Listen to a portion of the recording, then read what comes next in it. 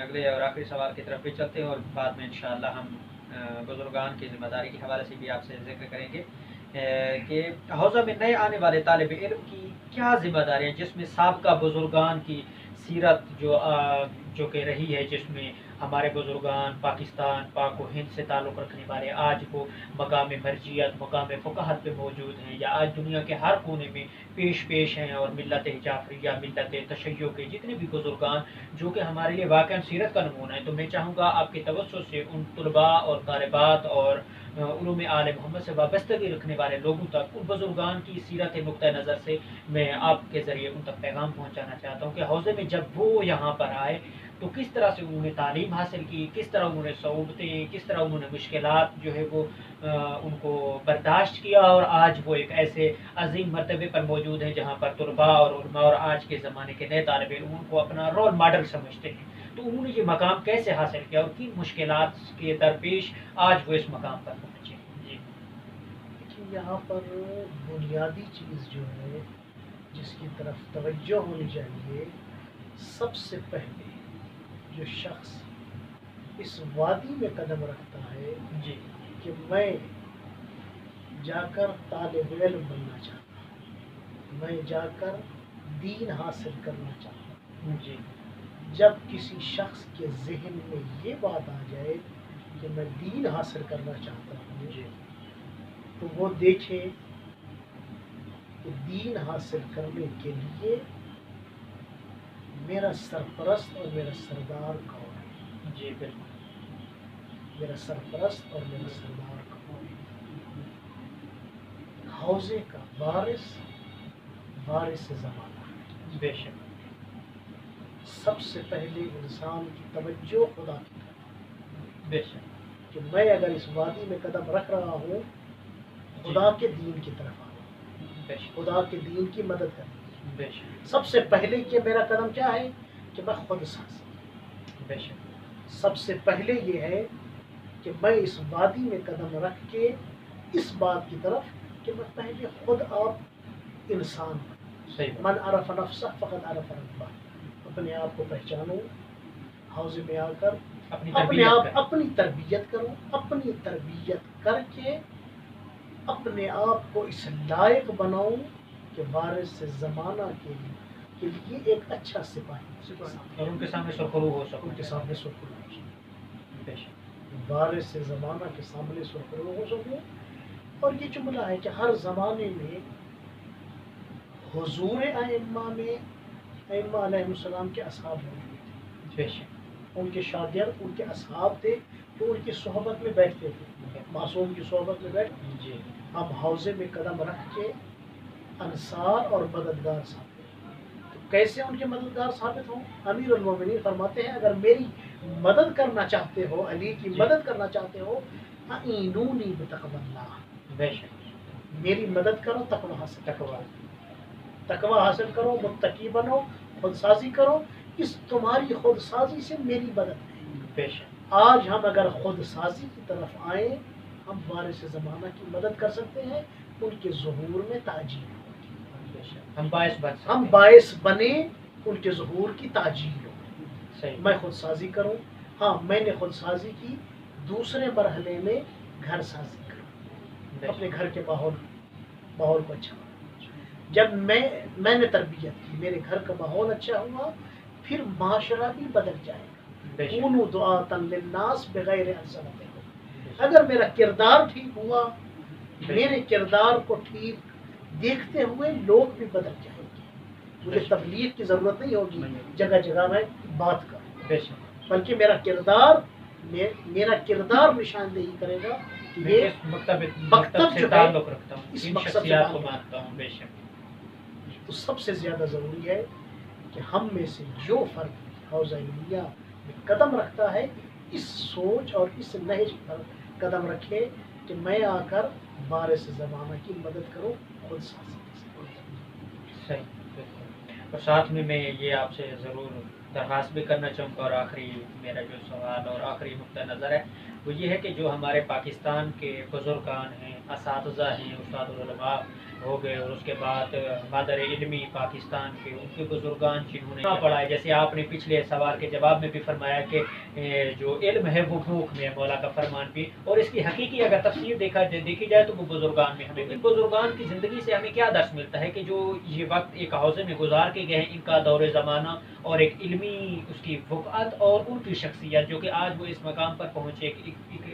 علمی نگاہ سے، تو وہ کن ادوار سے گزر کر اور کن مشکلات سے گزر کر آج وہ اس مقام پر پہنچے، تو اس پر ایک مختصراً جو ہے نتیجہ آخر میں اپنے مومنین تک جو ہے ایک ایز اے رول ماڈل نمونہ کے طور پر میں نے ان بزرگان کی مثال پیش کی ہے، جس طرح قبلہ یار شاہ نجفی صاحب قبلہ علامہ، اور اسی طرح سے باقی بھی بزرگان جو کہ ہمارے پاکستان میں بر صغیر میں پاک و ہند میں موجود ہیں، تو ان کا حوضے کے حوالے سے کیا کردار رہا ہے، کیا سیرت رہی ہے، اور کیا ان کی محنت اور پیش عملی جو رہی ہے جو ہمارے لیے رول ماڈل ہو، اور ہمیں انہی کی سیرت پر عمل کرنا چاہیے، اس طرف آپ ضرور متوجہ کریں گے انشاءاللہ۔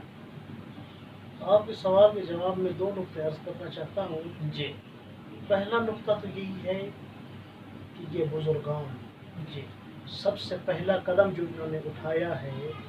حوزوی تعلیم کے لیے، جی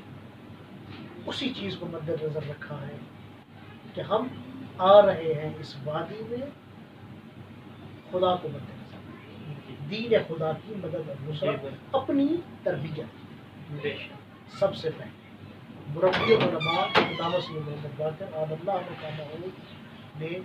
جس پاکستان میں دینی مدارس کی بنیاد رکھی اور طلباء کو جمع کیا، اس کے بعد استاد العلماء نے اس سلسلے کو آگے بڑھایا، جی اپنے شاگردوں کو اسی طرف توجہ دین کی خدمت کے لیے کہ سب سے پہلے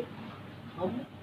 اپنی تربیت خود سازی کے اگلے مرحلے میں جب ہم وادی میں قدم رکھیں، اپنے آپ کو وقف کر لیں علم کے لیے بھی، دین کے لیے، دین خدا سال علم حاصل کریں، علم حاصل کریں، اپنے آپ کو وقف کریں، اس طرح اپنا وقت ضائع، اضاعت الفرصت غصہ، امیر المومنین فرماتے ہیں وقت کا ضائع کرنا پھر جو ہے نا وہ ایسا عمل ہے کہ انسان اس کو افسوس بنتا رہے کہ اے کاش یہ وقت ہاتھ چلا جاتا، وقت چل، لیکن اس سے پہلے انسان دور اندیشی سے وہ مرحلہ ہی پیش نہ۔ پاکستان میں جو بزرگان، نجف میں جو بزرگان ہیں، علماء فقہاء بزرگان قوم میں، نجف میں، پاکستان میں دو کام انہوں نے کیے، سب سے پہلے خود سازی، تقوی اختیار کیا، اس کے بعد علم دین کے میدان میں، علم دین کی وادی میں اپنے آپ کو علم کے لیے وقف کر دیا۔ وقت کیسے کیا؟ دین کے لیے اور علم کے لیے وقت کر دیا، اپنا وقت ضائع نہیں کیا، لمحہ لمحہ سے۔ برابر معظم انقلاب کا جملہ تھا کہ ہم کبھی کبھی جو ہے نا دن میں کئی ہمارے 20 منٹ ضائع ہو جاتے ہیں کہ فلاں جگہ گئے، چلو 15-20 منٹ کسی کا انتظار، 15-20 منٹ کسی کا انتظار، کسی وقت، یہی 15-20 منٹ زندگی کا حصہ ہے کہ آپ کتنا اس سے فائدہ۔ ماشاءاللہ، بہت اچھا نقطہ آپ نے بیان کیا۔ آیت اللہ خز علی، آیت اللہ مشکینی، دوسرے بزرگان فرماتے تھے کہ ہم نے زندگی سے کیسے فائدہ اٹھایا۔ ہم جب یہاں پر ایران میں، ظاہر ہے کہ ایران میں روٹی کی دکانیں ہیں، جب ہم روٹی لینے جاتے تھے، لمبی لائنیں لگی ہوئی تھی، تو ہم وقت ضائع نہیں کرتے تھے کہ لمبی لائن میں کھڑے ہو گئے، بس چپ کر کے کھڑے ہو گئے، قرآن مجید ساتھ لے جاتے تھے، قرآن مجید حفظ کرتے تھے۔ کیا بات، نہج البلاغہ ہم نے اسی روٹی کی دکانوں پر حفظ کیا، ماشاءاللہ، قرآن مجید حفظ کیا۔ مرحوم آیت اللہ العظمیٰ آغا خوئی کے بارے میں ہے کہ فرماتے ہیں کہ وہ 2 مرتبہ کوفہ سے نجف آتے تھے نماز کے لیے اور درس کے لیے، تو فرماتے ہیں کہ اس 2 مرتبہ آنے اور جانے میں پیدل سفر کرتے، گاڑی پہ آتے تھے، لیکن کیا قرآن مجید حفظ کرتے، بڑھاپے کی حالت میں۔ انہوں نے فرمایا کہ میں نے دیکھا کہ میں کوفہ سے نجف جب جاتا ہوں تو کتنا میرا وقت لگتا ہے واپس آنے کا اور جانے کا، آنے کا 2 مرتبہ، اسی وقت میں کیا، انہوں نے کہا کہ قرآن مجید حفظ کرتا ہوں۔ کیا بات ہے، ماشاءاللہ۔ یعنی انسان کوشش کرے اپنا وقت ضائع نہ کرے، جی دو کام کرے، ایک تقوی ہے اور دوسرا ہے کہ اپنا کوئی وقت ضائع نہ۔ بزرگان جب قم میں تھے، نجف میں تھے، پاکستان میں تھے، کم از کم اپنا وقت کس طرح پڑھائی میں جب تھے تو کم از کم محسن ملت کے بارے میں ملتا ہے، دوسرے علماء اور بزرگان استاد العلماء کے بارے میں کہ ہم روزانہ 10 درس پڑھتے ہیں، ماشاء 10 درس پڑھتے ہیں۔ اور استاد العلماء کے متعلق بیان کیا جاتا ہے، جلال پور ننیانہ میں اکیلے تھے، باب العلوم میں ملتان میں اکیلے تھے، صبح نماز صبح کے بعد بیٹھ جاتے تھے چٹائی پر، صرف میر سے لے کر اباب صرف سے لے کر کفایہ تک روزانہ 20-30 درس پڑھاتے تھے، ماشاء 20-30 درس پڑھاتے تھے۔ اور ایک خطیب کا جملہ ہے استاد العلماء کے بارے میں، وہ یہ مثال دیتے تھے، جی استاد العلماء نے جو کام کیا ہے 20 درس پڑھانا، 30 درس پڑھانا، یہ جس طرح ماں اولاد کے ساتھ محبت کرتی ہے اس کی نشانی ہے۔ بالکل پھر انہوں نے مثال دی کہ اگر آپ کسی دایا کو بچے کے دودھ کے لیے بلائیں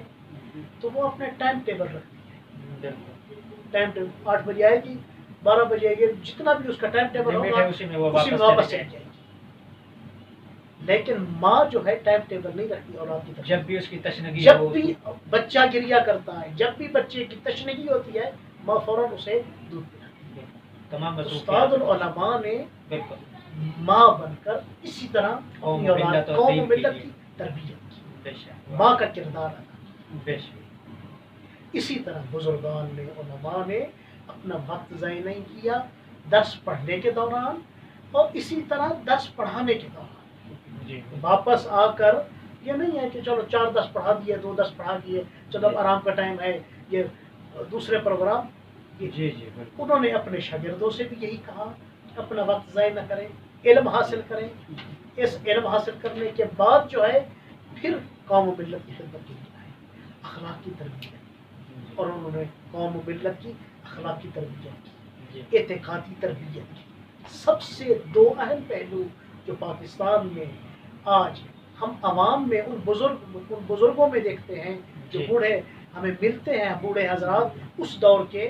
اعتقادی لحاظ سے فرماتے ہیں کہ استاد العلماء نے ہماری تربیت، بے شک اخلاقی اعتبار سے ہماری تربیت کی۔ جی تو یہ 2 اہم پہلو ہیں کہ آج اگر ہماری قوم اس سطح پر آ کر کھڑی ہوئی ہے تو پاکستان میں جو ان بزرگان کی بزرگ مرہون علماء محنت کے ہے، بے شک، خدمات کا نتیجہ ہے، بالکل انہی کی مرہون محنت ان کی مرہون۔ بے شک انشاءاللہ۔ بہرحال اور ہم آپ کے لیے دعا گو ہیں کہ آپ نے یہ پروگرام انجام دیا خدا حافظ۔ تاکہ جو ہے نا مومنین تک رسائی ہو سکے، ہمارا انشاءاللہ۔ پیغام پہنچ سکے۔ ضرور انشاءاللہ۔ تو ناظرین محترم، جیسا کہ ہم نے قبلہ سید